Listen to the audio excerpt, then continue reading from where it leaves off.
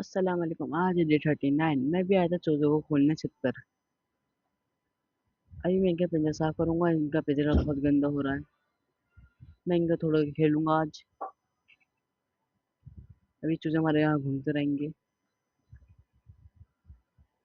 मैं कल आपको व्लॉग दिखाऊंगा कि अपने बकरे का। और उस पर लाइक कर देना। मैंने अभी चूजे बंद कर दिए हैं। तो खुदा हाफिज।